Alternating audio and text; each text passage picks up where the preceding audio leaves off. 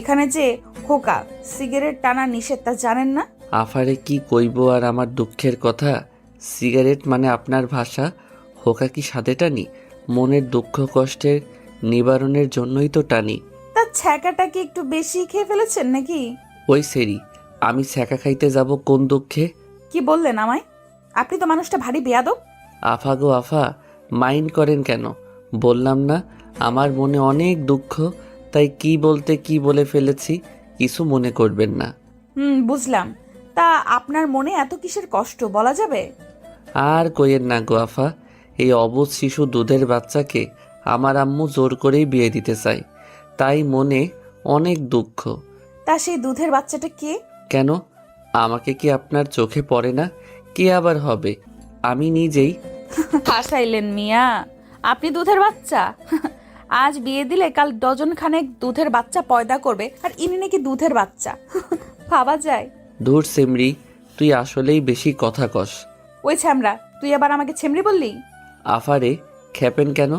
আমি বললাম না আমার মনে অনেক দুঃখ, তাই কি বলতে কি বলে ফেলেছি, মাথায় আসছে না, সরি। ঠিক আছে, ঠিক আছে, এখন সরে বসেন, আমি বসবো। ও মা গো, একটুখানি ভালো করে কথা বলছি দেখে এখন আমার পাশে বসবেন তাই না? জানেন আমি না এমনই, মেয়েরা আমাকে দেখলেই পটাতে শুরু করে দেয়। হাউ স্মার্ট মি, তাই না? ভাব নিয়ে কথাটা বললাম, ইংরেজিটা ঠিক বলছি কিনা সন্দেহ।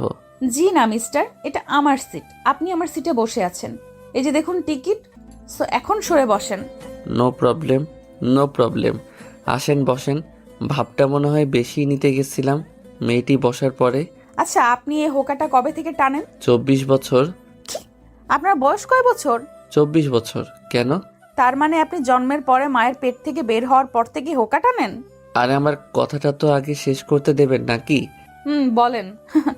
মানে হলো আমার জন্মের 23 বছর 11 মাস 29 দিন পরে থেকে আমি সিগারেট মানে আপনার ভাষায় হোকা টানি। তার মানে আপনি আজকেই প্রথম খাইলেন?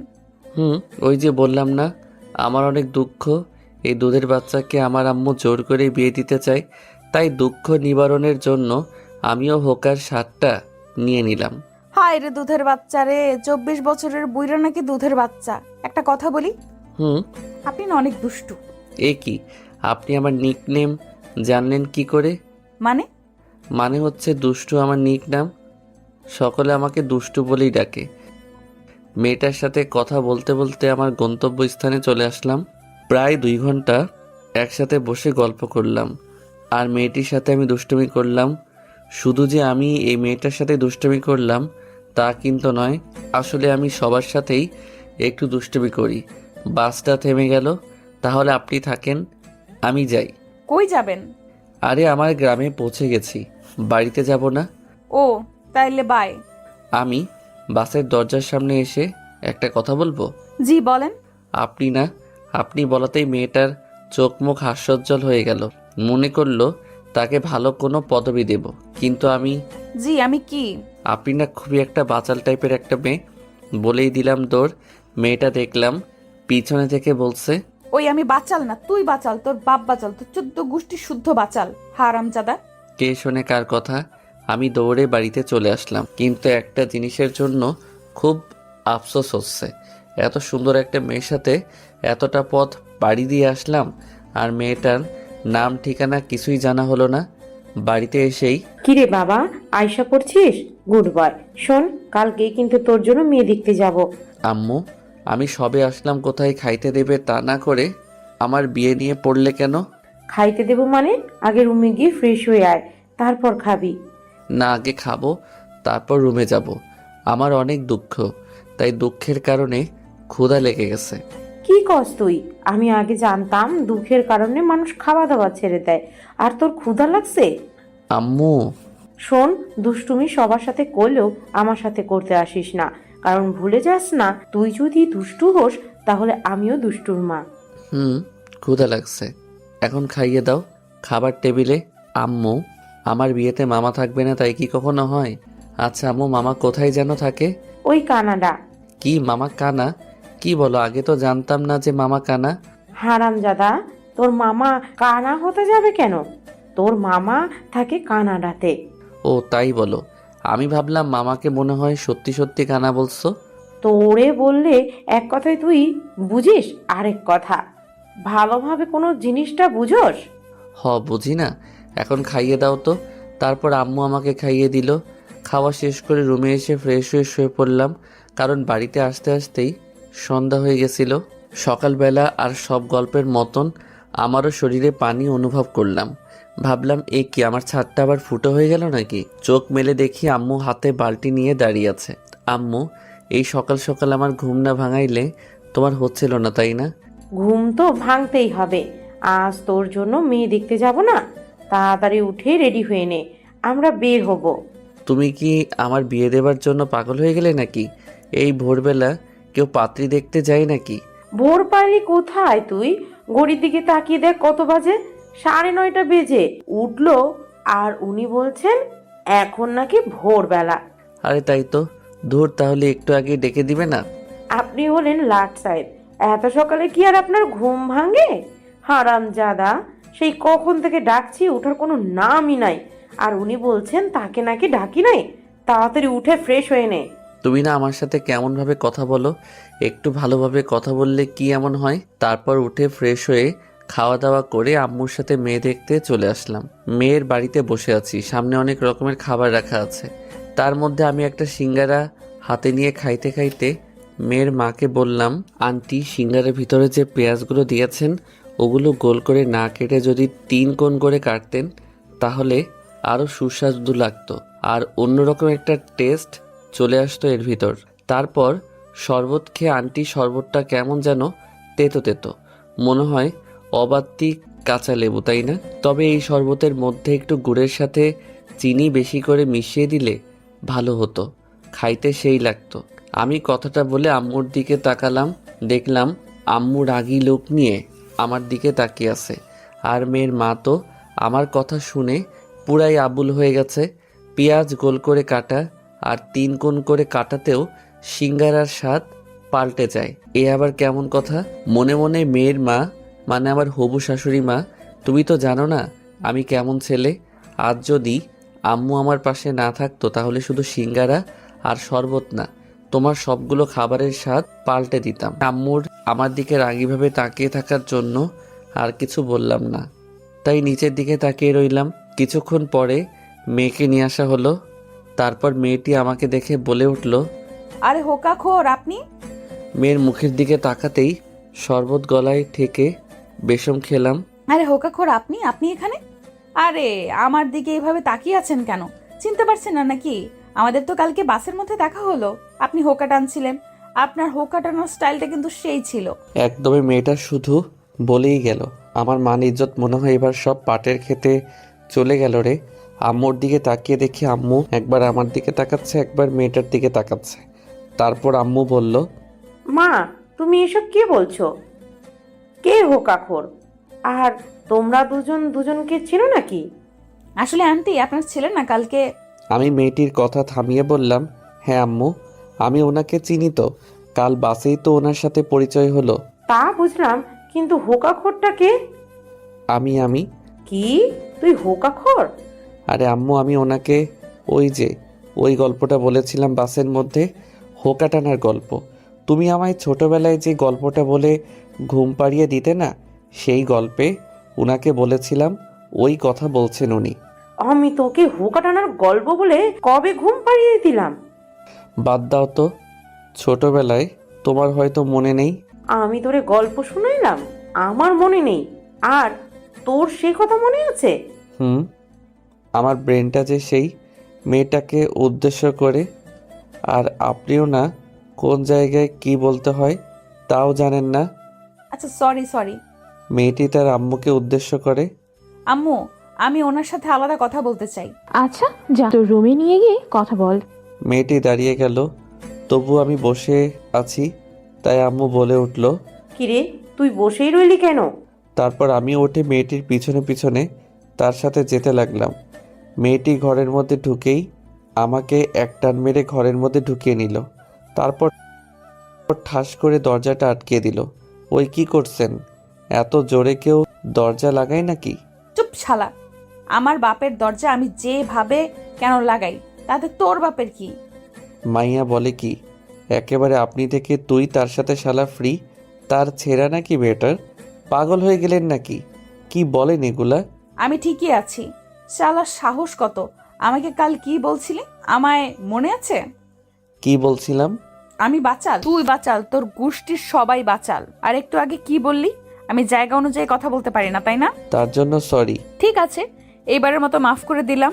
আর এখন থেকে আমার সাথে এইভাবেই কথা বলবি, মনে থাকে যেন। সেমরি, আমাকে তুমি এখনো চেনো না। তোর বাড়িতে আসছি, এজন্য যা মন চাই তাই করছিস, তাই না? দিন আমারও আসবে। এই দিন না, আরও দিন আছে। এই দিন নিয়ে যাব সেই দিনের কাছে। এই তো গুড বয়। এখন বল, তুই বিয়ে করতে চাচ্ছিস না কেন? জিএফটিএফ আছে নাকি? আরে না, আমার মতো শিশু বাচ্চা ছেলে গপ কই বাপো। থাকলেও ভুলে যা, আমায় এখন বিয়ে করবি তো? না, আমি না বলাতে মেয়েটার টেবিলের ওপর থেকে একটা চাকু নিয়ে আমার গলায় ধরে। কি বললি কুত্তা, আরেকবার বল। আরে আরে, কি করছেন কি? গলায় লেগে যাবে তো। ছাড়ুন, প্লিজ ছাড়ুন। আমি এখনো বিয়ে করি নাই। লেগে গেলে আমার বউটা বিয়ের আগে বিধবা হয়ে যাবে। আমিও বিয়ের আগে বিধবা হতে চাই না। এখন বল, আমাকে তুই বিয়ে করবি কিনা? আমার গলায় ছুরিটা আরও একটু চাপ দিয়ে বলল, করব। এবার ছাড়ুন প্লিজ। এই তো গুড বয়। এখন নিচে চলো শোনা। আর আমাদের মধ্যে এই ঘরে যা হলো, নিচের কেউ যেন জানতে না পারে। আমি এইগুলো এমনিতেই কাউকে জানাবো না। আমার সাথে এমন কেউ জীবনে করে নাই। আর তুই, আম্মু যদি এই কথাটা জানতে পারে, তাহলে তো আমাকে খেপাতে খেপাতে শেষ করে দিবে। আমার মতো ছেলে একটা মেয়ের কাছে হেনস্থা হয়েছে ভাবা যায়? তারপর আমি দরজার কাছে আসতেই, ওই দাঁড়াও। আবার কি হলো? তোমার কপালে ঘাম জমে আছে, আসো মুছে দেই। আর আমার বরটার সাথে তো পরিচয়ই হলো না। তারপর মেয়েটি তার ওড়না দিয়ে আমার কপালের ঘাম অতি আদরে মুছে দিল। মেয়েদের মন বোঝা সত্যিই কঠিন। কিছুক্ষণ আগেও যেন এই মেয়েটা আমাকে তেলে বেগুনে ভেজে খাবে, আর এখন এই মেয়েটাই আমার ঘামগুলো মুছে দিচ্ছে। হায় রে মেয়েজাত, তোদের মন বোঝা সত্যি কঠিন। কি ভাবছো এত? আমরা কি পরিচিত হব না? না মানে আসলে কি আমতা আমতা করছো ওকে?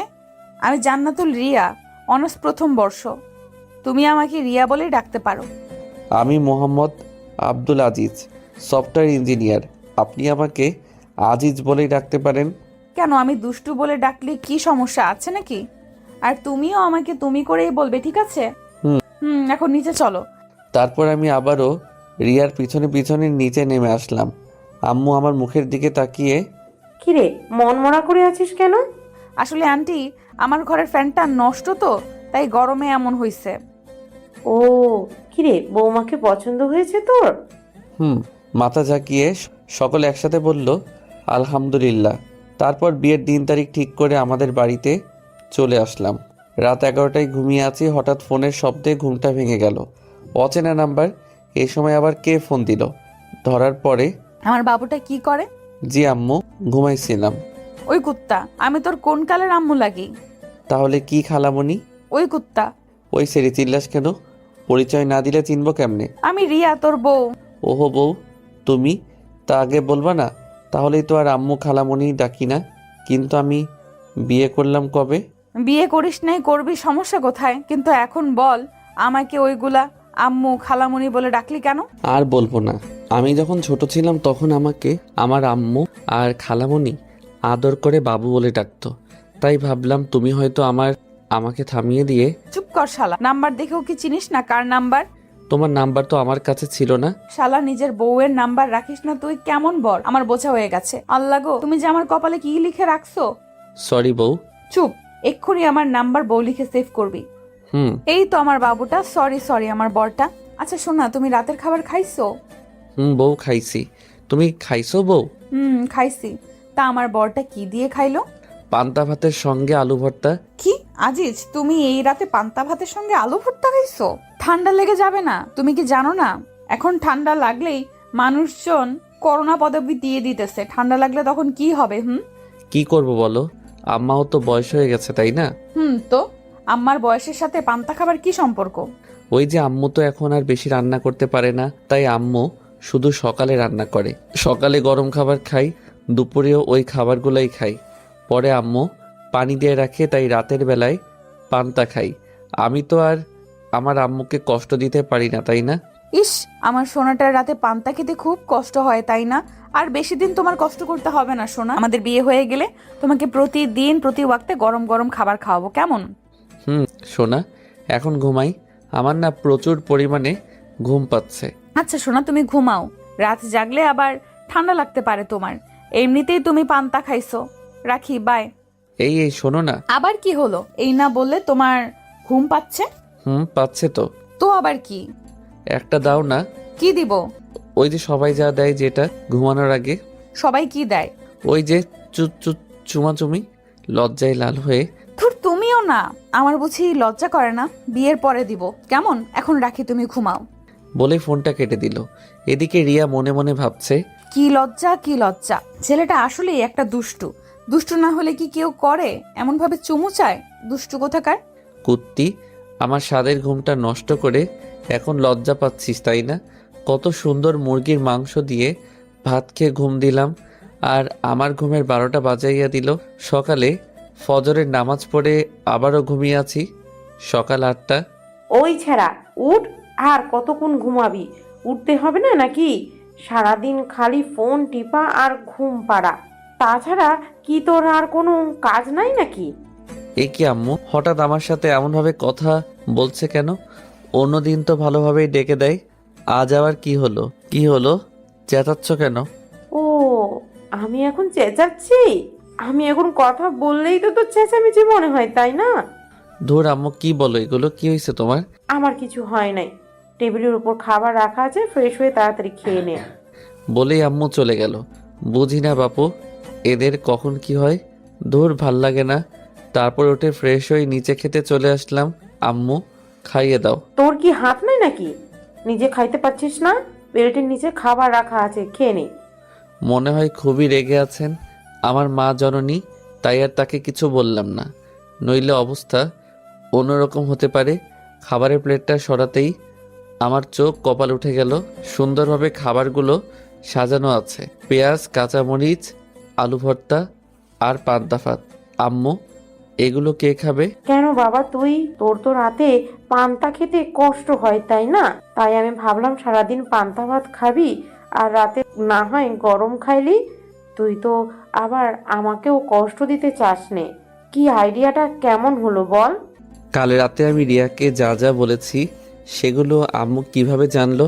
তাই তো বলি, আম্মু আমার সাথে এমন করে কথা বলছে কেন? আমি কখন তোমাকে এগুলো বললাম আম্মু? পিছনে থেকে কেউ একজন। আম্মুকে বলেন নাই, তবে আমাকে তো বলছেন। আমি পিছনে তাকিয়ে দেখি রিয়া দাঁড়িয়ে আছে। এই মেয়ে এত সকালে আমাদের বাড়িতে কি করে? রিয়া, তুমি এত সকালে আমাদের বাড়িতে? আমি তোমার কথা রাতে বিশ্বাস করে ভাবলাম এখন থেকে যখন সময় পাই তখনই আম্মুকে এসে হেল্প করব। আর পরে আম্মুর কাছ থেকে জানতে পারলাম তুমি রাতে আমাকে যা যা বলেছো সবগুলাই মিথ্যা। শালা চিটার। কি বলো? আম্মু আছে তো। আর আম্মু, আমি পান্তা খাইতে পারবো না। কি বললো? তুমি খাইতে পারবে না, তাই না? দাঁড়াও, আমি তোমাকে খাইয়ে দিতেছি। খাইয়ে দিতে হবে না তোমাকে, আমি খাবোই না। কি বললি? তুই খাবি না, তাই না? ছুরি আনবো? আম্মু গো। আম্মু আমার কথা শুনে মুখে একটা ভেঙচি কেটে চলে গেল, আর আমি পড়ে রইলাম এই ঝগড়ুটে মেয়ের কাছে। রিয়া আমার কাছে এসে বসে। দেখি দেখি, হা করো সোনা। বাচ্চাদের মতো। না না, আমি খাবো না। তুই হা করবি নাকি ছুরিটা গলায় ধরবো?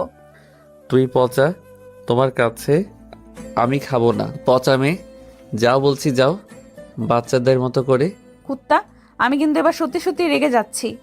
রিয়ার চিৎকারে ভয় পেয়ে সঙ্গে সঙ্গে হা করে ফেললাম, আর রিয়া আমার মুখের মধ্যে পান্তা ভাতের সঙ্গে আলু ভর্তা মাখিয়ে খাইয়ে দিতে লাগলো। উফ ভাই, সেই সুস্বাদু খাবার। খাওয়া শেষ করে আমি আমার রুমের মধ্যে এসে বসে আছি, আর রিয়া আম্মুর সাথে কি যেন কথা বলছে। কিছুক্ষণ পরে রিয়া আমার রুমের মধ্যে প্রবেশ করলো। তারপর চলো। কোথায় যাব?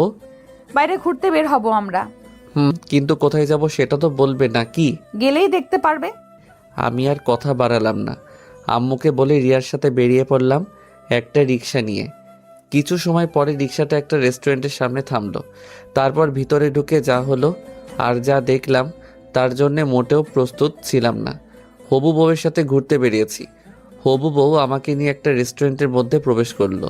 রেস্টুরেন্টের মধ্যে ঢুকতেই একদল মেয়ে আমাদের সামনে এক প্রকার দৌড়ে চলে আসলো। শালার মেয়েগুলাও না দেখতে এক একটা, উফ। তাদের মধ্যে একটা মেয়ে আমার বউকে মানে হবু বউকে উদ্দেশ্য করে বলল, দোস্ত মালটা কে রে? উফ, দেখতে তো সেই। হ্যাঁ রে দোস্ত, সেই মাল তো দেখতে একদম আখের মতো, চিকন হলেও ভেতরে মনে হয় রসে ভরা, মনে হচ্ছে আখের মতো, এখনই চিবিয়ে খেয়ে ফেলি। আল্লাহ গো, এ আমি কাদের তলে পড়লাম? এরা কি আমাকে ইফটিজিং করতেছে? ধুর, ভয় পাই নাকি আমি? আমি হলাম পুরুষ মানুষ। পুরুষ মানুষ কি ভয় পাই নাকি মেয়েগুলোর কথা শুনে? আমার হবু বউ দেখলাম রেগে আগুন। এই, তোরা এগুলো কি শুরু করলি? ও আমার বর, ভালোভাবে কথা বল। আরে দোস্ত রাগিস কেন? আমরা তো এমনি মজা করলাম। তুই তো আমাদের বললি তোর হবু বরের সাথে আমাদের পরিচয় করিয়ে দিবি, তাই আমরাও দুলাভাইয়ের সাথে একটু মজা করলাম। দুলাভাই, আপনি কি রাগ করলেন? আমি মেয়েটির গালে একটা টিপ্পনি মেরে মুচকি হাসি দিয়ে, ধুর, শালীরা কি যে বলো না তোমরা, না আসলে এক একটা শালী। শালীদের কথায় কি রাগ করা যায়? আপনি কি আমাদেরকে গালি দিতেছেন ভাইয়া? দেখো দেখো, শালীগুলো বলে কি, আমি তোমাদের গালি দিতে যাব কেন? এটা তো আমাদের সম্পর্কের নাম। ওই, তুমি এখন চুপ করবে? থার্ড মেয়েগুলোকে উদ্দেশ্য করে, তোদের সাথে ওর পরিচয় করিয়ে দেই। ওর নাম আজিজ, পুরো নাম মোহাম্মদ আজিজ। আর আজিজ এরা হলো। মেয়েগুলো রিয়াকে থামিয়ে দিয়ে, থাক দোস্ত, তোর পরিচয় করিয়ে দিতে হবে না, দুলা ভাইয়ের সাথে আমরা এমনিতেই পরিচয় করে নিচ্ছি। তারপর একে একে সবগুলো মেয়ে হাত বাড়িয়ে দিয়ে প্রথমে হাই বলে তাদের নামগুলো বলতে লাগলো। ওরা বলল, হাই, আমি মিনা, আমি সিনা, আমি বিনা, আমি রিনা, আমি মনা। আমি কনা। আমি টিনা। আর আপনি? জি, আমি জানি না। কি? ও সরি, রিয়া তো তোমাদের আমার কথা বললই, তাই না? ও হ্যাঁ, রিয়া তো বললই, কিন্তু দুলাভাই আপনি যে কি বলবো তাই মন থেকে সবকিছু হারাই ফেলছি। আবার কি হাত মিলিয়ে পরিচিত হবেন? আমি কিছু বলতে যাব তার আগেই, না থাক, তার কোনো দরকার নেই, তোরা থাক, আমরা এখন আসি। কি বলছিস দোস্ত? কিছু না খাইয়ে চলে যাবি? কত আশা করে আসলাম, আজ পেট পুড়ে খাবো। অন্য একদিন খাওয়াবো, এখন তোরা থাক। রিয়া মনে মনে বলে, খাচ্চুন্নির দল, আমার বরটাকে নিয়ে টানা হেঁচড়া শুরু করে দিয়েছিস আর আমি তোদের খাওয়াবো না? কোন দিন খাওয়াবি সেটা তো বলে যা। আমার বিয়ের দিন সবাই আসিস আর পেট পুড়ে খেয়ে যাস। বাবুর্চিকে বলে তোদেরকে একটা এক্সট্রা টেবিল রেখে দেব, যা যা মন চায় খেয়ে নিস, এখন বাই। বলেই রিয়া আমাকে টানতে টানতে বাহিরে নিয়ে আসলো। আর মেয়েগুলোকে দেখে মনে হলো শালিকারা আজ 7 দিন হলো না খেয়ে আছে, আর তারা খবর পেয়েও তা হারিয়ে ফেললো। বাহিরে, এই কুত্তা, তুই ওদের সঙ্গে অমন গা ঘেসে ঘেসে কথা বলছিলি কেন রে? নাকি তোর চরিত্রই এমন? শালা লুজ ক্যারেক্টার। কাঁদো কাঁদো কণ্ঠে, সি সি সি সি, রিয়া সি, তুমি আমাকে এই কথাটা বলতে পারলে? আমাকে এত বড় অপবাদ দেওয়ার আগে তোমার একবারও কথাটা মুখে আটকালো না? না, এ জীবন আমি আর রাখবো না। ওই ফিল্মি ডায়লগ ছাড়, তুই কি করতে পারিস তা আমার জানা হয়ে গেছে, শালা লুচু। দেখো, ওরা আমার শালীর মতন, তাই তো একটু দুষ্টামি করলাম। আর ওরা যে আমাকে আখ বলল, আবার আমাকে চিবিয়ে খেয়ে ফেলতে চাইলো, কই তখন তো কিছু বললে না ওদের?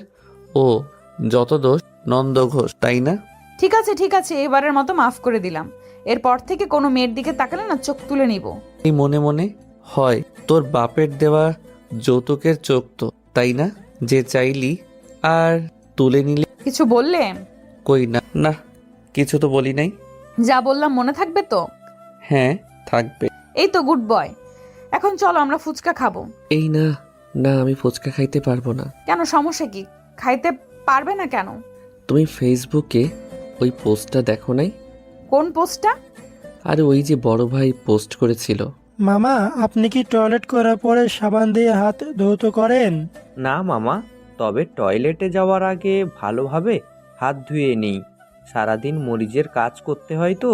ছি, কি বলো এগুলো? সত্যি। ফুচকা আমার সব থেকে প্রিয়। তাহলে তুমি খাও, কিন্তু আমি খাইতে পারবো না। তাহলে থাক, তুমি না খাইলে আমিও খাবো না, পরে একদিন খাবো। এখন তাহলে আমাকে বাড়িতে নামিয়ে দিয়ে আসো। আচ্ছা চলো, রিয়াদের বাড়ির সামনে তাহলে আমি এখন আসি, কেমন? আমাদের বাড়িতে আসো। পরে যাও। আম্মু, বাড়িতে একা আছে, যেতে হবে। আর তাছাড়া সারা জীবন তো পড়েই আছে তোমাদের বাড়ি যাওয়া আশা করার জন্য, তাই না? সত্যি সত্যি চলে যাব? তাহলে আমাদের বাড়িতে আসো। না, যাব না। তুমি বরং আমাকে একটা দিয়ে দাও, আমি চলে যাই। তুমি কি পাগল নাকি এই রাস্তার মধ্যে? আচ্ছা বাবা, আচ্ছা, লাগবে না তোমার বিয়ের পরেই দিব বাসর ঘরে গিয়ে। তুমি যাও, তারপর আমি যাব। পাগল একটা আমার। বলেই ভিতরে চলে গেল। আর তারপর আমিও আমাদের বাড়িতে চলে আসলাম। রাতে খাওয়া দাওয়া করে রুমে আসলাম। তারপর রিয়াকে ফোন দিলাম, কিন্তু এ কি, রিয়ার ফোনটা ব্যস্ত দেখাচ্ছে কেন? এত রাতে রিয়া কার সাথে কথা বলে? অনেকবার ফোন দিলাম কিন্তু ওই একই কথা, ব্যস্ত আর ব্যস্ত। তাই আমিও আর ফোন টোন দিলাম না, ঘুমিয়ে পড়লাম। রাত প্রায় 12টা ছুঁই ছুঁই। হঠাৎ কিসের যেন শব্দে ঘুমটা ভেঙে গেল। চারদিক যেন স্তব্ধ হয়ে গেল নিমিষেই। তবে কিসের শব্দে ঘুমটা ভেঙে গেল আমার? সামনের দিকে তাকাতেই হালকা ডিম লাইট আলোতে কিছু একটা চোখে পড়ল। এ মা, 2জন মহিলা দাঁড়িয়ে আছে। আমার রুমে 2জন মহিলা কিভাবে থাকতে পারে? এ বাড়িতে তো শুধু আমি আর আম্মু ছাড়া আর কেউ থাকে না। তাহলে আমি যা ভাবছি তাহলে কি তাই? ভূত নাকি? ভয়ে কিছু বলতেও পারছি না। কিছুক্ষণ পরে দেখতে পেলাম ঘরটা লাল, নীল, বেগুনি আরও অনেক রঙে রাঙিয়ে উঠল। ও মা গো, তাহলে কি এটা ভূত পেতনিদের গায়ের রং? না, আমি মরতে চাই না এই ভূতদের হাতে। কিছু একটা আমাকে করতেই হবে, কিন্তু কি করব? পাইছি। তাই শরীরে যতটা সম্ভব শক্তি আনা যায় সব শক্তি এক জায়গায় করে দিলাম। এক চিৎকার, ও মা গো, ভূত ভূত ভূত, বাঁচাও মা গো, বাঁচাও, মেরে ফেললো আমায়, বাঁচাও, কেউ বাঁচাও। আমার চিৎকার শুনে ঘরটা এমনি এমনি আলোকময় হয়ে উঠল, মানে এর বাল্বটা জ্বলে উঠল। আর কে যেন দৌড়িয়ে এসে আমার মুখটা চেপে ধরল আর বলতে লাগলো, happy birthday to you, happy birthday to you, happy birthday to you, happy birthday to you my dear জান, হ্যাপি বার্থডে টু ইউ। আমি তো শালাই অবাক। ঘরটার চারিদিকে তাকিয়ে দেখি পুরো ঘরটা সুন্দরভাবে সাজানো। আর যে 2জন মহিলার কথা বললাম তারা আর কেউ নয়, একজন আমার আম্মু আর একজন আমার হবু বউ রিয়া। আজকে আমার জন্মদিন আর আমারই মনে ছিল না, কিন্তু রিয়া কিভাবে জানলো যে আজ আমার জন্মদিন? আর এই প্ল্যানটাই বা কার? কি আজিজ, কেমন সারপ্রাইজ দিলাম বলো? রাখো তোমাদের সারপ্রাইজ। আমি কতটা ভয় পেয়ে গেছিলাম সেটা জানো? কানে ধরে। আমার শোনাটা ভয় পেয়ে গেছে, সরি জানু। আরে আরে, কি করছো? সরি বলতে হবে না। আমিও অনেক খুশি হয়েছি, কিন্তু এত কিছু কখন করলে আর কিভাবে করলে? আমি আর আম্মু মিলে প্ল্যান করেছি। সকালে তোমাকে খাওয়ানোর পরে তুমি যখন তোমার রুমে চলে গেলে তখন আম্মু আমাকে বলল কাল নাকি তোমার জন্মদিন। তারপর সকালের ঘটনা। মা, কি বুঝলে আমার ছেলেটা কেমন? আম্মু ভালোই, তবে অনেকটা দুষ্টু। মা, আমার ছেলেটা দুষ্টু হলেও ওর মনটা অনেক ভালো। কারোর কখনো ক্ষতিও দেখতে পারে না, গরিব দুঃখীদের সাহায্য করতে চেষ্টা করে। ওর যতটুকু সাধ্য আছে, তাই সবার খুশিতে ও খুশি, আর সব সময় সবাইকে আনন্দ দেবার চেষ্টা করে। আম্মু জানি সেটা, আমি প্রথম দিনই বুঝতে পেরেছি ওকে দেখে। তারপরও মা, আমার এই বজ্জাত ফাজিল ছেলেকে একমাত্র তুমিই ঠিক করতে পারবে। দোয়া করবেন আম্মু। কালকে তুমি সকাল সকাল রেডি হয়ে আমাদের বাড়িতে আবার আসবে মা, কেমন? অনেক কিছু রান্না করতে হবে। কেন আম্মু, কোনো অনুষ্ঠান নাকি? কিসের অনুষ্ঠান? সে কি, ফাজিলটা তোমাকে কিছু বলে নাই? না তো।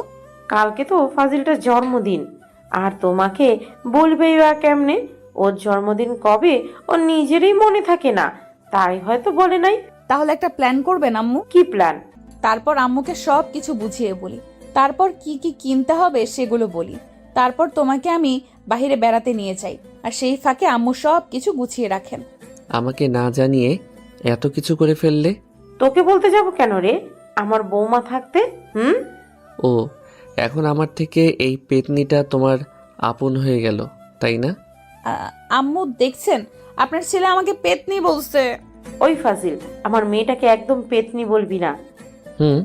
ওকে ওকে, আমরা আর আজকের এই দিনে ঝগড়া না করি। কেকটা তো কাটতে হবে নাকি? আয় তোরা।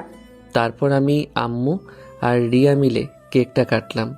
আম্মুকে প্রথমে আমি খাইয়ে দিলাম, তারপর রিয়াকে খাইয়ে দিলাম, তারপর তারা দুজন আমাকে খাইয়ে দিল।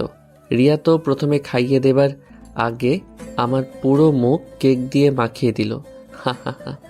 মেয়েটা আমার মতোই দুষ্টু আর অনেকটাই মিশুক। আমি একটা জিনিস বুঝলাম না, মেয়েটা এত তাড়াতাড়ি কিভাবে আমাদের পরিবারের সঙ্গে নিজেকে মানিয়ে নিল। আমার সাথে এমন ব্যবহার করে যেন তার সাথে আমার 4-5 বছর প্রেম করার পরে বিয়েটা হচ্ছে। অনেক আনন্দ করলাম তিনজন মিলে। তারপর আম্মু আমি তাহলে এখন আসি, কেমন? রিয়ার কথা শুনে মনটা খুব খারাপ হয়ে গেল। তুমি কি পাগল হয়ে গেলে নাকি মা? এত রাতে বাড়িতে কিভাবে যাবে? কিন্তু কোনো কিন্তু নয়, তুমি আমার সাথে আসো। মা মেয়ে আজ দুজন একসাথে ঘুমাবো, আসো। মুচকি হাসি। ঠিক আছে আম্মু, চলুন। তারপর রিয়া আম্মুর সাথে আম্মুর রুমে চলে গেল, আর আমি পড়ে রইলাম আমার রুমে। আমিও শুয়ে পড়লাম, কিন্তু কিছুতেই ঘুম আসছে না। বিয়ের আগেই যদি বউ আমাদের বাড়িতে থাকে তাহলে কি ঘুম আসে বলুন? খুব করে ইচ্ছা করছে রিয়ার সাথে ছাদে বসে ওই খোলা আকাশটা দেখি আর গল্প করি। রিয়াকে কি SMS দিব যাতে ছাদে আসে? যেই ভাবা সেই কাজ, দিলাম SMS। বউ কি করো? সঙ্গে সঙ্গে রিপ্লাই। আমার বরটার কথা ভাবি। আমার বর এত দুষ্টু কেন? তাহলে কি দুষ্টুমি ছেড়ে দিব? না, কখনোই না। এইভাবেই সারা জীবন আমার সাথে দুষ্টুমি করে যাবে। কি পারবে না? খুব পারবো। ঘুমাবে না? ঘুম তো আসছে না, কি করব? তাহলে শুধু শুয়ে থাকো, ঘুমাতে হবে না। ছাদে আসবে, ওই খোলা আকাশ দেখি দুজন একসঙ্গে আর গল্প করতাম আমাদের ভবিষ্যৎ নিয়ে। আমারও তো যেতে মন চাচ্ছে, কিন্তু আম্মু। আম্মু ঘুমাই নাই? ঘুমাইছে তো। তাহলে আসো, আমি ছাদে বসে আছি। কিন্তু আরে কোনো কিন্তু নয়, আসো তো, আমি তোমার জন্য অপেক্ষা করছি। ঠিক আছে আসছি, দাঁড়াও তুমি। রাত 2:30 ছাদে বসে বসে রিয়ার জন্য অপেক্ষা করছি। মেয়েটাকে সেই কখন আসতে বললাম, কিন্তু তার আসার কোনো নামই নেই। এইদিকে তো এত রাত, তার উপর আবার ছাদ। একা একা ভয় লাগে না বলুন? না, কি করব, এখন ফোনটাও ঘরে ফেলে আসছি, নইলে ফোন করে জানা যেত আসতে এত দেরি হচ্ছে কেন। এতক্ষণের অবসান ঘটিয়ে কেউ একজন তার নরম কোমল মসৃণ হাত আমার কাঁধের উপর রাখলো। পিছনের দিকে না তাকিয়েই আমি বললাম, এতক্ষণে আসলে রিয়া? সেই কখন থেকে একা একা বসে আছি, আমার কি ভয় ডর বলতে কিছু নাই নাকি? পিছনে থেকে, আমি তোর মা, একা একা যদি ভয় লাগে তাহলে এত রাতে ছাদে বসে বসে কি করিস? পিছনের দিকে তাকিয়ে দেখি এই মা, এ তো সত্যিই আমার আম্মু। আম্মু এখানে কি করে? আর রিয়াই বা আসলো না কেন? ধুর, ভাল লাগে না। আম্মু তুমি এখানে এত রাতে কি করো? আমি। তুই কি করছিস এই আধার রাতে ছাদের উপর? ভালো লাগছিল না আর ঘুমও আসছিল না, তাই ছাদে এসে বসে আছি। ডাহা মিথ্যে কথা। কিন্তু তুমি এখানে আসলে কেন? রিয়া তো একা একা ভয় পাবে রুমের মধ্যে। রিয়া রুমে নেই, ওর আব্বু আর ভাইয়া নিয়ে গেছে রিয়াকে। রিয়ার আম্মু নাকি অনেক অসুস্থ।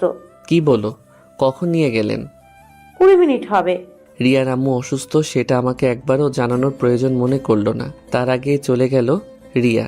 তোকে অনেকবার ফোন দিয়েছিল মেয়েটা, কিন্তু তুই ধরলি না। তাই আমি রিয়াকে বললাম ও হয়তো ঘুমিয়ে গেছে, তুমি তাড়াতাড়ি তোমার মায়ের কাছে যাও। আমি সকালে আজিজকে নিয়ে তোমাদের ওখানে যাব। আর রিয়া যাবার কিছুক্ষণ পরে আবার আমাকে ফোন দিয়ে জানালো তুই নাকি ছাদে একা একা বসে আছিস, তাই আমি তোকে নিতে এলাম। ও শালার শাশুড়ি অসুস্থ হবার আর টাইম পেল না। যেই ভাবলাম তার মেয়ের সাথে একটু সুখ দুঃখের আলাপ করব, অমনি তার অসুস্থ হতে হবে। এখনই এমন জানি না বিয়ের পরে যখন বাচ্চা কাচ্চা নেবার প্ল্যান করব তখন কি হবে। এত কি ভাবিস, চল তাড়াতাড়ি ঘুমাবি, কাল আবার সকালে রিয়ার আম্মুকে দেখতে যেতে হবে।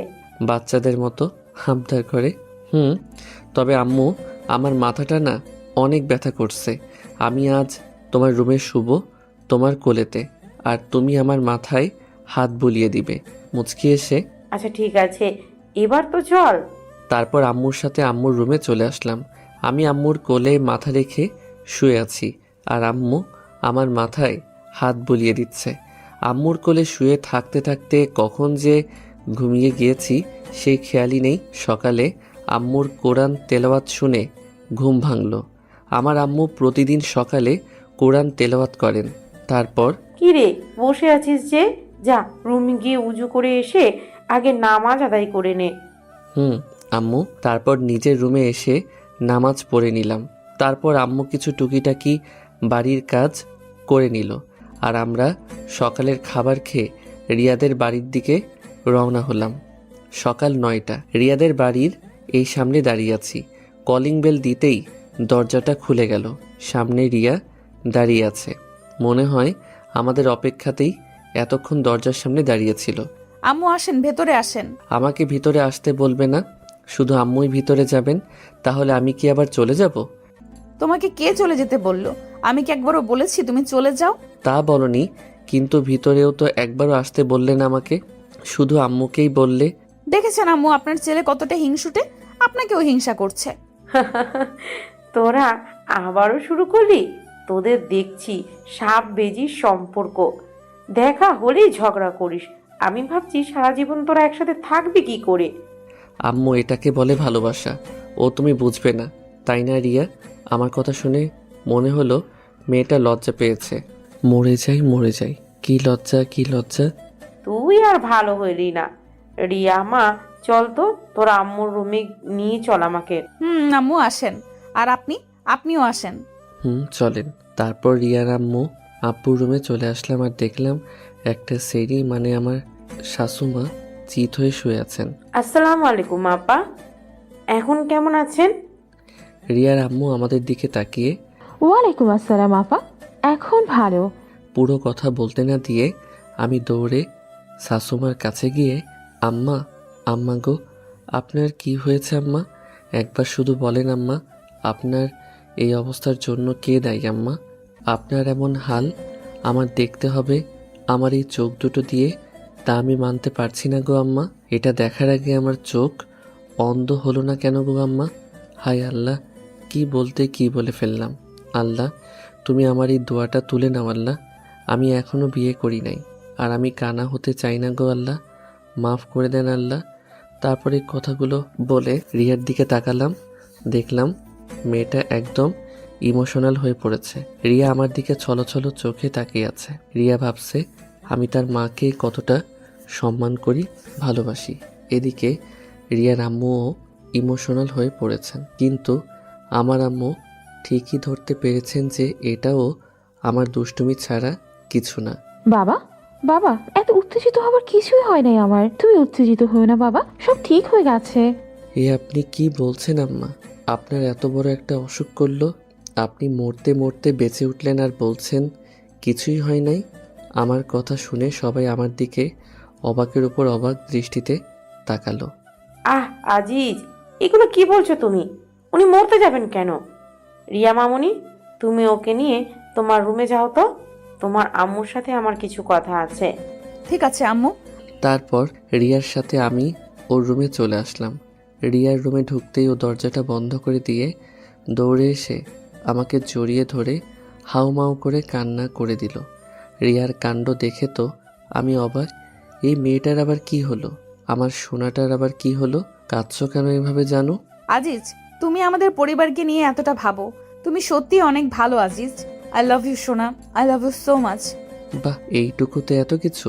সামান্য একটু কান্না করার জন্য এত সম্মান পেলাম, ভাবতেই কেমন নিজেকে গর্বিত মনে হচ্ছে নিজের উপর। আই লাভ ইউ টু জানু। এবার তো আমাকে ছাড়ো, জামাটা তো ভিজে গেল। না, ছাড়বো না। এখন তোমার ওই গোলাপি রঙের ঠোঁট দুটো আমার দখলে নিয়ে নিব। বলেই রিয়া ওর মিষ্টি ঠোঁট দুটো আমার ঠোঁটের সাথে মিলিয়ে দিল। কতক্ষণ যে এভাবে ছিলাম তার কোনো ঠিক নেই। তারপর রিয়ার ওই গোলাপি রঙের ঠোঁটের সাথে আমার ঠোঁট দুটো আটকে আছে। শুধু যে আটকে আছে তা বললে ভুল হবে, কারণ দুজনের রেসপন্স যেন বেড়েই চলেছে। দুজনের একজনেরও ছাড়ার কোনো নামই নেই। তার সাথে রিয়ার ঠোঁটের সাথে আমার ঠোঁট বাড়ি খাওয়ার কারণে এক অন্যরকম শব্দের সৃষ্টি হচ্ছে। এই শব্দটার কারণে একজন আরেকজনের উপর যেন আরও মাতাল হয়ে পড়েছি। আমাদের অনুভূতি প্লাস আকর্ষণ যেন ক্রমশ বৃদ্ধি পাচ্ছে। রিয়ার ঠোঁটটা যেন আমাকে আরও তার কাছে টানছে। সাথে রিয়াও ছাড়বার পাত্রী নয়। রিয়াও যেন আমাকে আষ্টে পৃষ্ঠে জড়িয়ে ধরে তার রেসপন্স বাড়িয়ে তুলছে। দুজনেই ভেসে বেড়াচ্ছি এক অন্যরকম জগতে। আমাদের মাতাল করা এই মুহূর্তটার ছেদ ঘটিয়ে কে যেন দরজায় কড়া নাড়তে লাগলো। হ্যাঁ, এটার কেউ নয়, আমার আম্মু। আজিজ, আমাদের এবার যেতে হবে। তুই তাড়াতাড়ি আয়, আমি রিয়ার আম্মার ঘরে তোর জন্য অপেক্ষা করছি। আম্মুর ডাকে যেন দুজনের হুঁশ ফিরল। তারপর আমরা একজন আরেকজনকে এক ঝটকায় ছেড়ে দিয়ে ছিটকে দুজন ঘরের দুদিকে চলে গেলাম।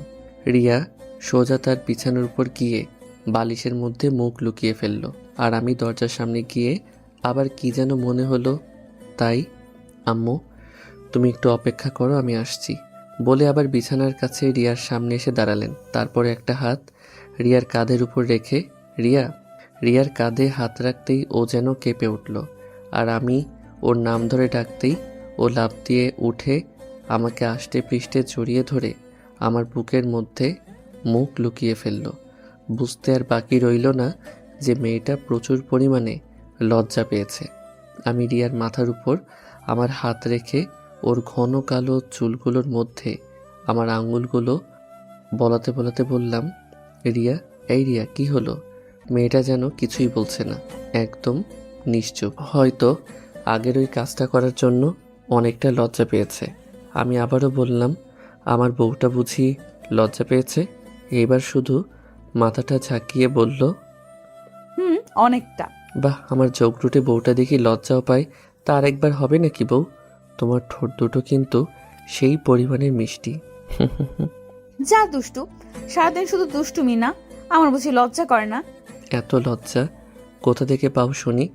আর লজ্জা পেতে হবে না, যা হবার তা তো হয়ে গেছে। দেখি এবার আমার মুখের দিকে একবার তাকাও, আমার বউটাকে এক নজর দেখে তো যাই। এইবার রিয়া আমার মুখের দিকে মায়াভরা দৃষ্টিতে তাকালো, সাথে তার চাহনিতে ভয়ের আভাটাও স্পষ্ট দেখতে পেলাম। রিয়া মায়াভরা দৃষ্টিতে আমার দিকে তাকিয়ে বলল, যেতে হবে মানে? কই যাবে? বাড়িতে যেতে হবে না, আম্মু তো ডেকে গেলেন আমাকে। এক্ষুনি চলে যাবে? হ্যাঁ সোনা, আম্মু তো তাই বললেন। তাছাড়া বাড়িতে আম্মু অনেক কাজ রেখে আসছেন, সেগুলো গিয়ে করতে হবে তো। ঠিক আছে, তাহলে যাও। রাগ করলে নাকি বউ? কাল তো আবার দেখা হচ্ছেই। আমি কারোর উপর রাগ করি নাই। ঠিক আছে, তাহলে যাবার আগে কি আরেকবার হয়ে যাবে নাকি গো সোনা? যা হবে সব বিয়ের পর, এখন তুমি যাও তো। বলে আমাকে ধাক্কিয়ে ঘর থেকে বের করে দিয়ে দরজাটা লাগিয়ে দিল। আমি বেচারা নিরুপায় হয়ে রিয়ার আম্মুর রুমে চলে আসলাম। তারপর আম্মুকে ডেকে, আম্মু চলো এখন। আমার কথা শুনে দুজনেই আমার দিকে তাকালো। আমাকে দেখেই তাদের মুখটা যেন অন্য রকম হয়ে গেল। আমার দিকে তাকিয়ে রিয়ার আম্মুও আমার আম্মু একজন আরেকজনের মুখের দিকে তাকালেন। কি হলো, বাড়িতে যাবে না নাকি? ও হ্যাঁ, চল। তারপর রিয়ার আম্মুর থেকে বিদায় নিয়ে নিলাম। রুম থেকে বের হবার আগে দেখলাম দুজনেই মিটমিট করে হাসছে। বিআইন সাহেব, বিয়ের তারিখটা মনে হয় তাড়াতাড়ি ঠিক করতে হবে। রিয়ার আম্মু আর কিছু বলল না, শুধু হাসলো দেখলাম।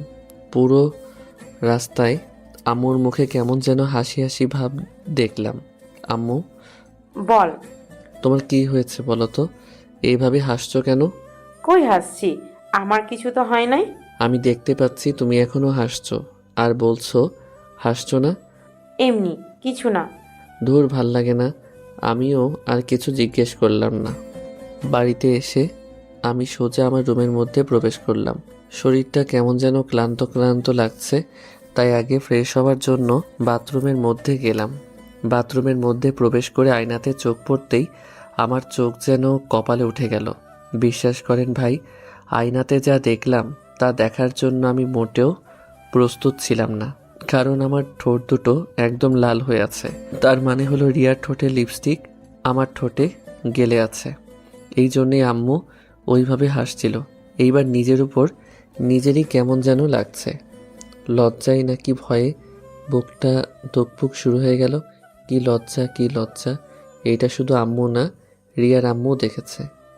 এখন সেমিটার উপর খুব রাগ হচ্ছে। সেরি বের হওয়ার আগে তাহলে একবার বলবি না যে আমার ঠোঁটে লিপস্টিকের দাগ রয়েছে? আর কিছু না ভেবে ফ্রেশ হয়ে রুমে চলে আসলাম। দরজাটা আটকিয়ে শুয়ে আছি আর ভাবছি আম্মুর সামনে এখন কিভাবে যাব। এর আগে তো কখনো এমন পরিস্থিতিতে পড়ি নাই। আর ঠিক তখনই জীবনে অনেক রকমের দুষ্টুমি করেছি, কিন্তু লজ্জা কী জিনিস তা কখনোই বুঝতে পারিনি বা বুঝে ওঠা হয়নি। কিন্তু আর আজ কী থেকে কি হয়ে গেল, তার জন্য এখন লজ্জায় বাইরে বের হতেই মন চাচ্ছে না। তাই দরজা জানালা সব বন্ধ করে যেই শুতে যাব অমনি ফোনটা বেজে উঠল। ফোনের স্ক্রিনের দিকে তাকিয়ে দেখি রিয়ার নাম্বারটা জলজল করে ভাসছে। এই সেমরিটা এখন আবার ফোন দিল কেন? ইচ্ছে না থাকা সত্ত্বেও ফোনটা রিসিভ করলাম। সোনা, তোমার জন্য সুখবর আছে। সুখবর? সোনা, সুখবর। সুখবর? তার মানে তুমি কি মা হতে চলেছ? দিলে তো মুডটা বিগড়ে। মা হওয়া ছাড়া কি আর কোনো সুখবর হয় না নাকি? সব সময় তোমার মনের মধ্যে এগুলোই চলে নাকি? ধুর, কি যে বলো না তুমি। আমার মাথাটা ঠিক নেই, তাই উল্টো পাল্টা বলে ফেলেছি। কেন, কি হয়েছে আবার তোমার? আগে তুমি বলো কি সুখবর দিবা। গেস করো। ওই সেরি ভঙ্গিমা না করে তুই কি বলবি, কি হয়েছে? কি বললা তুমি? আমি তোমার সাথে ভঙ্গিমা করছি? রিয়া, রিয়া শোনা কাঁদে না। আচ্ছা বাবা, আমি সরি। এবার তো বলো কি বলবে। লজ্জা জড়িত কণ্ঠে। ইস, আমার লজ্জা করে, আমি বলতে পারবো না। তুই মাফ কর মা, কি হয়েছে বললে বল, না বললে নাই। আমি ফোনটা রাখলাম। মনে মনে শালার এমনিতে আসি এক চিন্তায়, আর এইদিকে এর ন্যাকামি ভালো লাগে বলুন? এই ফোনটা রাখবে না প্লিজ, আমি বলছি কি হয়েছে।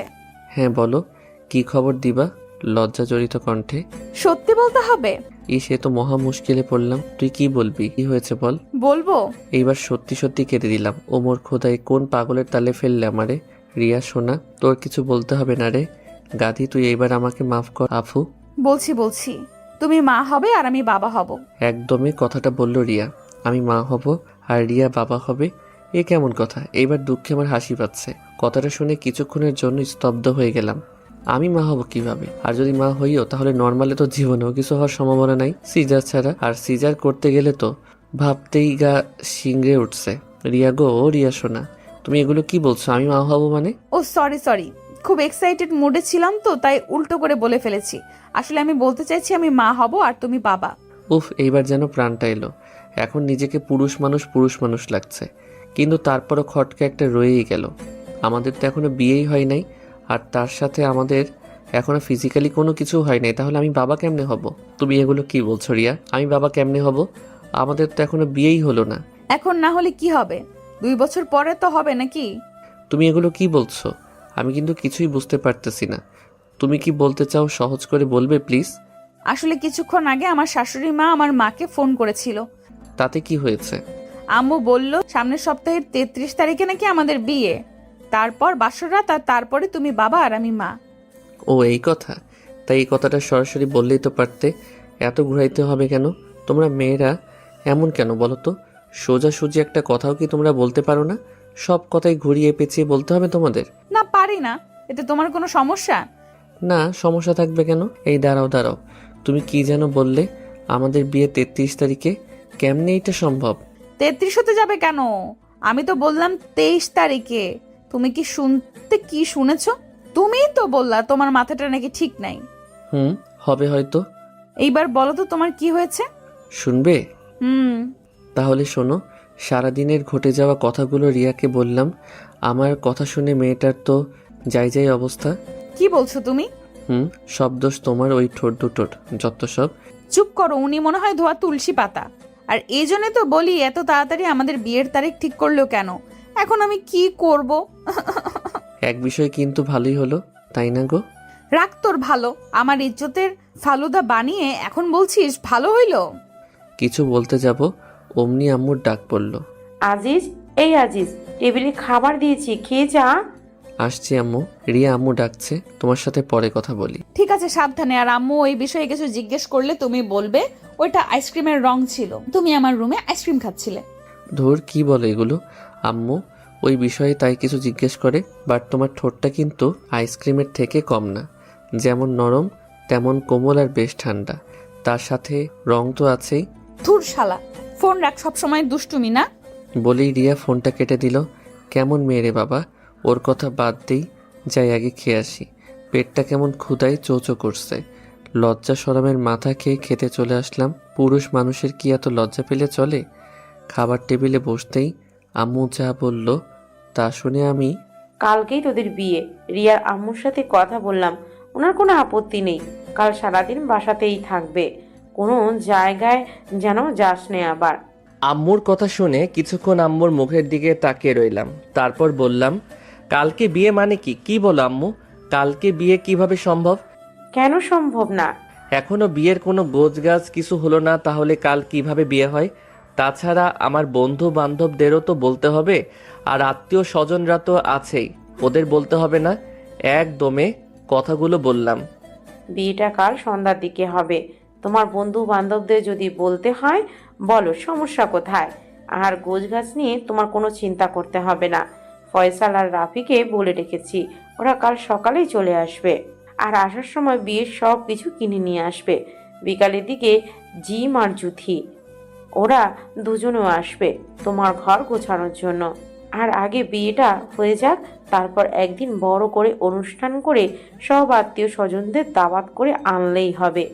এ নিয়ে তোমার কোনো চিন্তা করতে হবে না।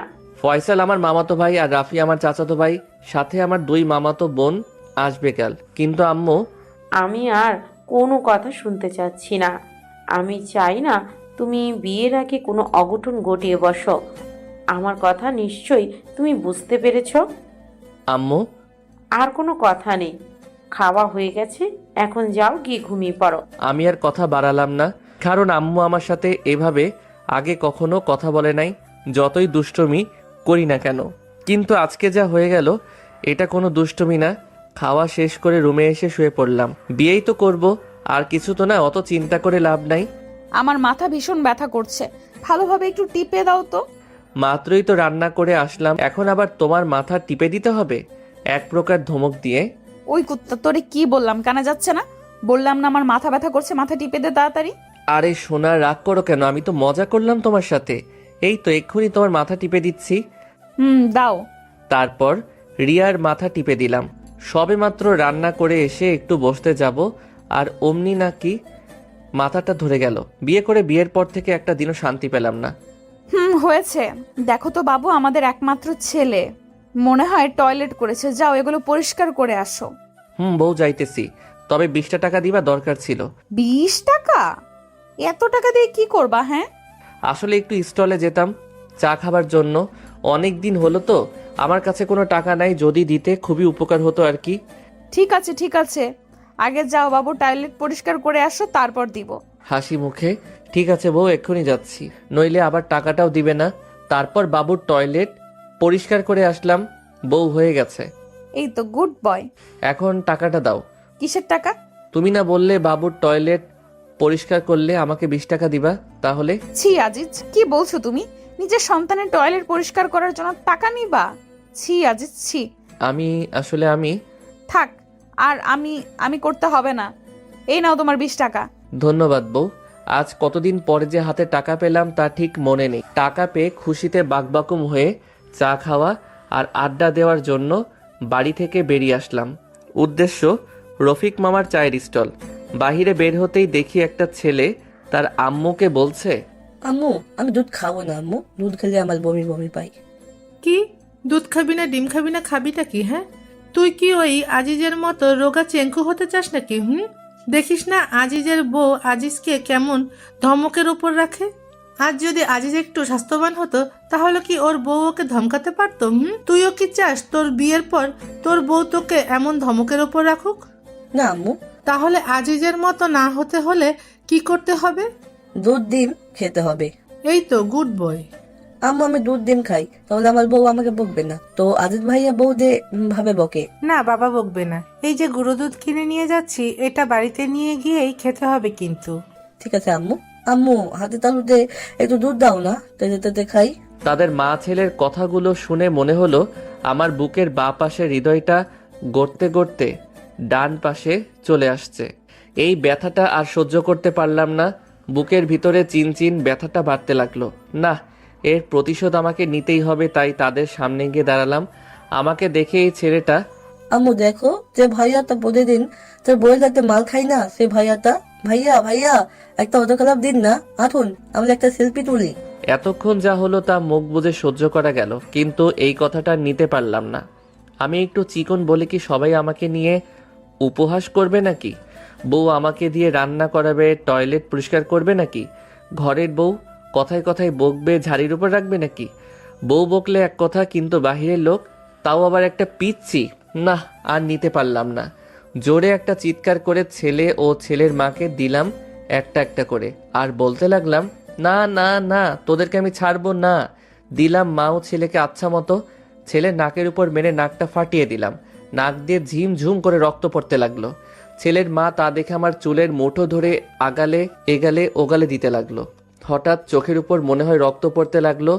রক্তটা মুছে চোখটা খুলে তাকিয়ে যা দেখলাম, বিশ্বাস করেন ভাই, তা দেখার জন্য আমি মোটেও প্রস্তুত ছিলাম না। চোখটা খুলে তাকিয়ে দেখি মা আর ওই ছেলেটা নেই। আমার সামনে দাঁড়িয়ে আছে রাফি আর ফয়সাল, আমার চাচাতো ভাই ও মামাতো ভাই। ফয়সালের নাক দিয়ে সমানে রক্ত পড়ছে, আর রাফির হাতটা ব্যাকা হয়ে আছে। আমি এগুলো দেখে তাদের দিকে করুণ দৃষ্টিতে তাকিয়ে বললাম, রাফি ভাই তোরা, আর আমি এখানে কেন? আর তোদের এমন অবস্থা কেন? সালা হারামজাদা, এতক্ষণ থাবড়েয়া সালা, এখন বলছিস আমাদের এমন অবস্থা কেন? ফয়সাল, সম্মান দিয়ে কথা বলো। আমি তোমার থেকে 9 বছরের বড়, সে কথা কি মনে আছে? তোর সম্মানের মায়েরে বাপ, আমাদের কি অবস্থা করেছিস সেটা একবার চোখ খুলে ভালোভাবে তাকিয়ে দেখ। দেখ ভাই, আমি তো আর এগুলো ইচ্ছে করে করিনি, তাই না? রাগ তোর ইচ্ছে, শালার ইচ্ছা। তোর জীবনে বিয়ে হবে না, আর বিয়ে হলেও জীবনে সুখ কি জিনিস চোখে দেখবি না। তোর বউ তোকে দিয়ে কাপড় কাচাবে, বাসন মাজাবে, ঘর ঝাড়ু দেওয়াবে, টয়লেট পরিষ্কার করাবে, বাচ্চা কাচ্চা হলে তাদের তেনা কাঁথা ধোয়াবে। তোর বউ তোকে দিয়ে পা টেপাবে, পা টেপায় একটু এদিক সেদিক হলে উষ্টা মেরে ফেলে দেবে। না না না, আর বলিস না ভাই, তোদের কথা তোরা ফিরিয়ে নে ভাই। আমি এত কিছু যে সহ্য করতে পারবো না, প্লিজ ভাই, তোরা আমার ধর্মের ভাই। না না, তোরা আমার মামাতো চাচাতো ভাই, ফিরিয়ে নে ভাই, প্লিজ প্লিজ। আচ্ছা যা, ফিরিয়ে নিলাম। এখন গুনে গুনে 15,000 টাকা দে। কি, তোদের বদদোয়ার দাম 15,000 টাকা? ভাই, তোরা একটা বদদোয়ার দোকান খুললেই তো পারিস, এতদিনে কোটিপতি হয়ে যেতি। বড় টাকা হতে যাবে কেন? তোর বিয়ের যে জিনিসগুলো কিনে আনলাম সেটা টাকা দে। তুই যে কিপটে, তুই দিবি বড় টাকা? হাসলাম। ও এই কথা, যা টাকা দিবনে, বাকি রইল বিয়ের 15 দিন পরে নিস। হালখাতা করবো না, টাকার সাথে বিরিয়ানি ফ্রি। কি ভাইয়া, সত্যি সত্যি কি আমাদের বিরিয়ানিও খাওয়াবা? ভাইয়া, সত্যি সত্যি খাওয়াবো। মনে মনে শালা খানেওয়ানার দল, এতক্ষণ যা তা বলে গালি দিতেছিল ও, আর খাওয়ার কথা শুনে তুই থেকে তুমি হয়ে গেলাম। আর আমি তো জানি আম্মু তোদেরকে এসব কেনার জন্য টাকা দিয়েছে। আমার সাথে চালাকি করো না বাচ্চা ধনেরা, তোমাদের জালে তোমাদেরকেই ফাঁসালাম। ধন্যবাদ ভাইয়া, এইগুলো নাও, আর তাড়াতাড়ি ফ্রেশ হয়ে রেডি হয়ে নাও। বড় আম্মুর অর্ডার, সে কখন আমাদেরকে পাঠিয়েছে আর তোমার পাত্তাই নেই। ফুপুমণি, যখন তখন আসতে পারে, তাড়াতাড়ি রেডি হও, আমাদের আবার বেরোতে হবে। তোরা যা, তোরাও রেডি হ, আমি আসছি। তারপর ওরা চলে গেল, আর আমি ফ্লোরের উপর বসে গভীর ধ্যানে আচ্ছন্ন হলাম। তাহলে আমার সাথে যা যা ঘটলো সবই স্বপ্ন ছিল। উফ, খুব বাঁচা বেঁচে গেছি। কিন্তু বিয়ের পরে কি ওইসব সত্যি সত্যি হবে নাকি আমার সাথে? না, ভাবতেই গা কেমন কাটা দিয়ে উঠছে। সব কিছু কেমন মাথার উপর দিয়ে যাচ্ছে, আর কিছুই যেন ভাবতে পারছি না। ভাবনার ছেদকে ভেদ করে আম্মুর ডাক শুনতে পেলাম। কিরে আজিজ, তোর কি হলো? রিয়ার আম্মু ফোন দিয়েছিল, আমাদের তাড়াতাড়ি যেতে বলেছে। এই তো আম্মু, প্রায় শেষের দিকে, তোমরা 5 মিনিট দাঁড়াও, আমি 20 মিনিটে আসছি। তাড়াতাড়ি আয়। এই তো আম্মু হয়ে গেছে। রেডি হয়ে রুম থেকে বেরিয়ে দেখি 2টা পেতনি আমার সামনে দাঁড়িয়ে আছে। আমার 2টা মামাতো বোন, জিম আর জ্যোতি। কিরে পেতনি, তোরা কখন আসলি? ওই কুত্তা, তুই আবার আমাদের পেতনি বলছিস? তোরা যে হারে মেকআপ করিস, তোদের পেতনি বলবো না তো মিস ডায়না বলবো নাকি? ফুপি, দেখেছো তোমার ছেলে আবার আমাদের পিছে লেগেছে। আজ তোর বিয়ে, আজকের দিনেও কি মেয়েদেরকে শান্তি দিবি না নাকি? আজ অন্তত চুপ থাক। এখন সবাই চলে যাওয়া যাক। চলো সবাই। তারপর সবাই বের হয়ে গেলাম, উদ্দেশ্য রিয়াদের বাড়িতে। আর কি জন্য তাদের বাড়িতে যাওয়া তা নিশ্চয়ই সবার অজানা না। রিয়াদের বাড়িতে ঢুকতে একদল মেয়ে এসে আমাদের পথ আগলে দাঁড়ালো, আর তারপর যা হলো তা হলো। আর সব বিয়ে বাড়িতে যা হয় তাই হলো। তার বললাম না, ওগুলো পুরনো হয়ে গেছে। ছোটোখাটো আয়োজন ছাড়াই আমাদের বিয়েটা হয়ে গেল। তারপর অনেক নিয়মকানুন মেনে রিয়াকে নিয়ে চলে আসলাম আমাদের বাড়িতে। রাত 9:30। ছাদে একা একা বসে আছি আর ভাবছি আগামী দিনগুলো কেমন হতে চলেছে। সব কি কাল রাতের স্বপ্নের মতো হবে, নাকি মেয়েটা আমাকে অনেক ভালোবাসবে? না, কাল রাতের কথা মনে পড়লেই আবেগে চোখ দিয়ে আদা ছটাক নোনা পানি বেরিয়ে পড়ল। মাথার উপর যেন স্পষ্ট আকাশ দেখতে পাচ্ছি। ওহ, আকাশ তো সবসময় মাথার উপরেই থাকে। কিছুক্ষণ পরে কারো ডাকে হুঁশ ফিরল। কিরে ভাইয়া, একা একা এখানে কি করিস? তোর জন্য বিড়ালটা সেই কখন থেকে বসে আছে। ফাইজলামো করিস আমার সাথে? বিড়াল আমার জন্য বসে থাকবে কেন? আরে গাধারাম, এ বিড়াল সে বিড়াল না, এই বিড়াল হলো। থাক, আপনাকে আর পাটনামো করতে হবে না, আমি বুঝে গেছি আপনি কি বলতে চাচ্ছেন। তাহলে যাও, বিড়ালটা মারো আর রাজ্যটা জয় করো। ভাইরে, আমারও তো মন চাচ্ছে যে বিড়ালটা মারি, কিন্তু বিড়াল মারার পরে যে আমি শেষ হয়ে যাবো রে ভাই। ভাইয়া, তুমি দুর্বল নাকি? জোর নাই ওইখানে। বললাম কি আর ও বুঝলো কি? এমনি কি বলে আজকালকার পোলাপান হওয়ার পরে থেকে এক একটা পিস হয়। আমি ভাবছি পা টেপা বাসন মাজা টয়লেট পরিষ্কার করার কথা, আরও খাড়াই কতদূর চলে গেছে। আগে যখন আমরাও ওগুলোর বিজ্ঞাপন দেখতাম তখন ভাবতাম বেলুনের বিজ্ঞাপন, আর এখনকার পোলাপান প্যান্থারের নাম শুনলে চিতাবাঘ মনে করে না, অন্য কিছু মনে করে। হায় রে যুগ, এদের সকলকে এক একটা নোবেল দেওয়া উচিত। আমি ওর দিকে রাগীভাবে তাকাতেই ও দৌড়ে চলে গেল। বাসর ঘরে বসে আছে রিয়া। আমি ধীরে ধীরে এগোতে লাগলাম বাসর ঘরের দিকে। বিড়ালটা মারলে আমার খেলা শেষ, সব রাজত্ব চলে যাবে রিয়ার কাছে। যেই আমি কোনো কিছুতেই ভয় পেতাম না, সেই আমি যেন ভয়ে ভয়ে 1 পা 2 পা করে এগুচ্ছি বাসর ঘরের দিকে।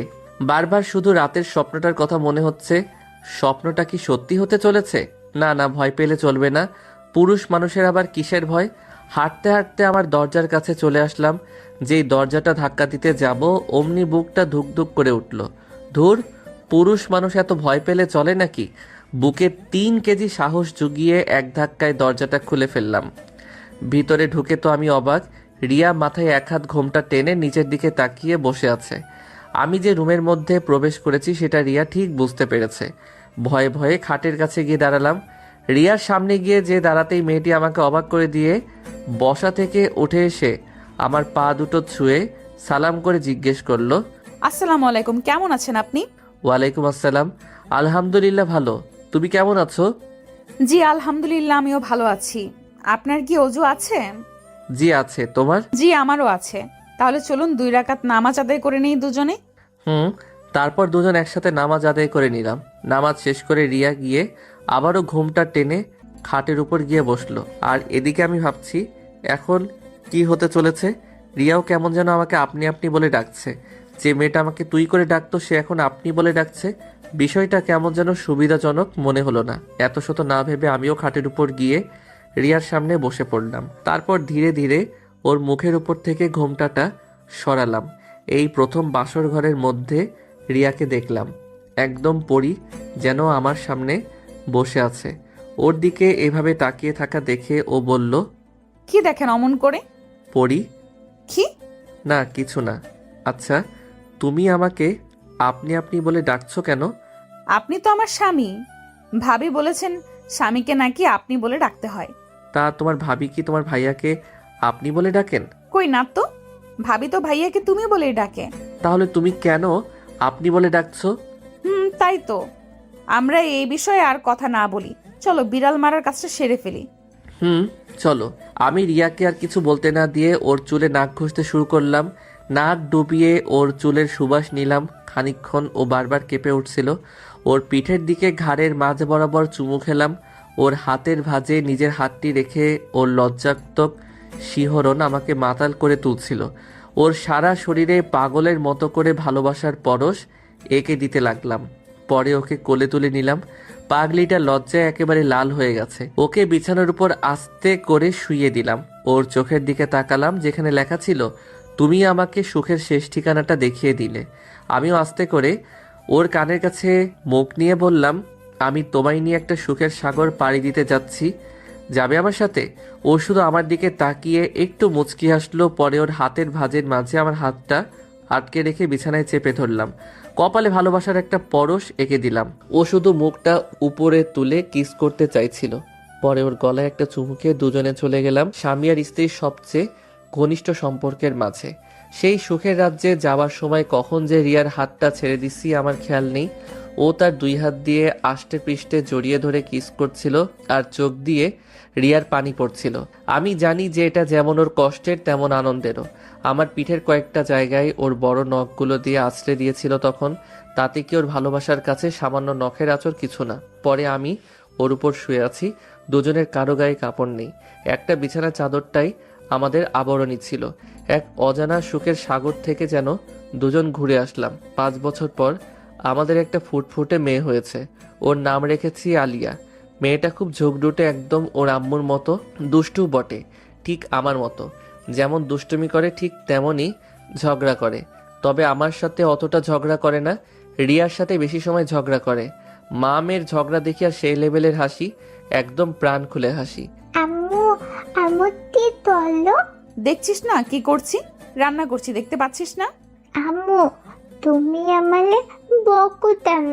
শুধু তুমি তো পতা। আমি তো পচাই। এই বাড়িতে তো শুধু তুই আর তোর আব্বু ভালো, তাই না?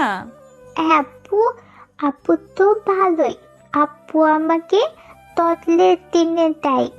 মামনি, তোমার আম্মু অনেক পচা, তাই না? হি আম্মু পতা, আম্মু পতা। আমি পচা না, ঠিক আছে? দেখা যাবে কে পচা আর কে ভালো। রাতে দুইজনের একজনকেও আমার কাছে শুতে দিব না, তখন যেন এই পচা আম্মু আর পচা বউটার কাছে না আসা হয়। এই দেখছো মামনি, তোমার আম্মুর কি রাগ দেখছো? একটু দুষ্টমিও করা যাবে না তোমার আম্মুর সাথে? করা তো যাবেই না। আব্বু আম্মু আমারে একটা ভাই এনে দাও না, আমি ওলটাতে তেলবো। ঠিক আছে মামনি, এনে দিব। ওই রিয়া, চলো না আলিয়ার জন্য একটা ভাই নিয়ে আসি। আজি তোমার সবসময় শুধু দুষ্টুমি, তাই না? দুষ্টু ছেলে কোথাকার। বউ, এই দুষ্ট ছেলে দুষ্টমি আজ রাতে আবার তোমাকে দেখাবো, কেমন? আমিও দেখতে চাই তুমি কেমন দুষ্টু, জানো। অনুমতি যখন পেয়ে গেলাম তাহলে আর চিন্তা কিসের। আমিও রাতের অপেক্ষায় বসে আছি আমার মেয়ের ভাইকে আনার জন্য।